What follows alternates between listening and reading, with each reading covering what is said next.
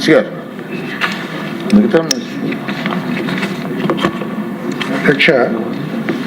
మొట్టమొదటి ప్రశ్నకి అంటే వసంత కృష్ణప్రసాద్ గారు వేసిన ప్రశ్నకి ఏ ప్రశ్నకి సమాధానం అవునండి. కొన్ని గృహ నిర్మాణ కాలనీల్లో ప్రాథమిక సౌకర్యాలు ఇంకా అందించాల్సి ఉంది. అన్ని గృహ నిర్మాణ లేఅవుట్లలో ప్రాధాన్యత క్రమంలో విద్యుత్ మరియు నీటి సరఫరాను ప్రభుత్వం అందిస్తుంది.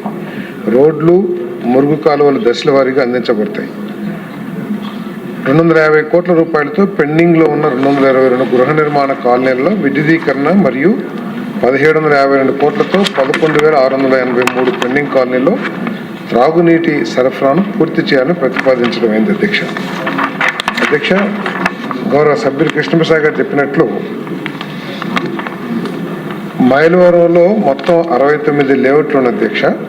దాంట్లో అన్ని లేఅవుట్లకి ఎలక్ట్రిసిటీ సౌకర్యం కల్పించబడింది అధ్యక్ష.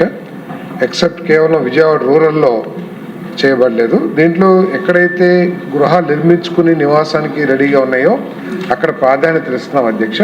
ఎలక్ట్రిసిటీ వరకు చాలా వరకు చేసేసాము. ఈ త్రాగునీటి కోసం ఇమీడియట్గా చేస్తాం కోసం మేము ప్రతిపాదనలు తయారు చేసాం అధ్యక్ష. తర్వాత ఈ బడ్జెట్లో కూడా కొంత బడ్జెట్ కేటాయించబడింది కాబట్టి ఈ కార్యక్రమాలు చేస్తానికి చర్యలు తీసుకుంటామని చెప్పేసి కూడా తెలియజేస్తాం అధ్యక్ష.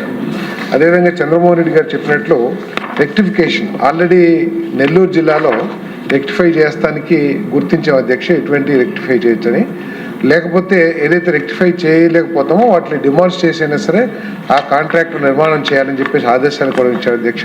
వాళ్ళు ముందుకు రాకపోతే వాళ్ళ మీద క్రిమినల్ కేసులు పెడతానికి కూడా ఆల్రెడీ ఆర్డర్స్ కూడా ఇవ్వడం జరిగిందని చెప్పేసి మనం చేస్తున్నాం అధ్యక్ష. అదేవిధంగా అసైన్మెంట్ ల్యాండ్స్ ధరల గురించి చెప్తాం అధ్యక్ష.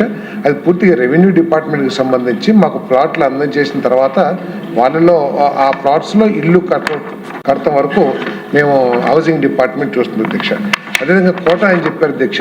కాకపోతే గతంలో గౌరవ చంద్రమోహన్ రెడ్డి గారు చెప్పింది కరెక్టే. గతంలో ఇన్ఛార్జ్ మినిస్టర్ గారి ఆధ్వర్యంలో కొన్ని, శాసనసభ్యుడి ఆధ్వర్యంలో కొన్ని ఇల్లు కేటాయించే పద్ధతి ఉండేది. కానీ ఇప్పుడు కేంద్ర ప్రభుత్వం మొత్తంగా అన్ని స్టేట్స్ కూడా ఎలకేషన్ మొత్తం వారే నిర్ణయించి ఆ లిస్టుల్ని అంటే మనము డిమాండ్ క్యాప్చర్ చేసి వాళ్ళకి పంపించిన తర్వాత అర్హత వెరిఫై చేసి వారే ఫైనలైజ్ చేస్తున్నారు.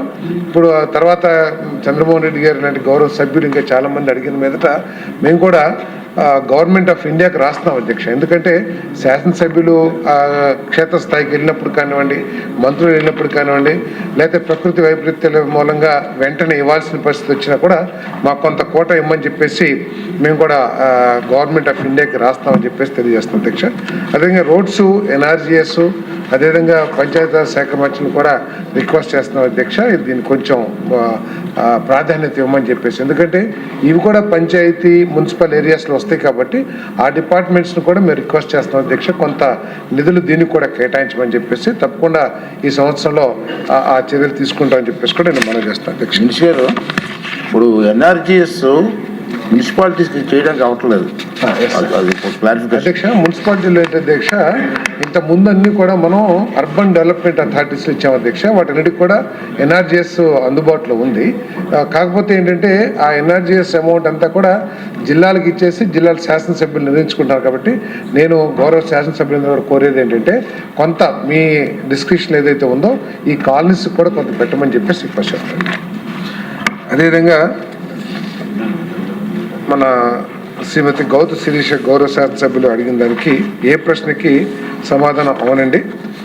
దశల వారీగా బిల్లులను పరిష్కరించడానికి ప్రభుత్వం చర్యలు తీసుకుంటుంది అధ్యక్ష. ఇది చాలా ప్రజలందరూ కూడా ఇబ్బంది పడుతున్న సమస్య అధ్యక్ష.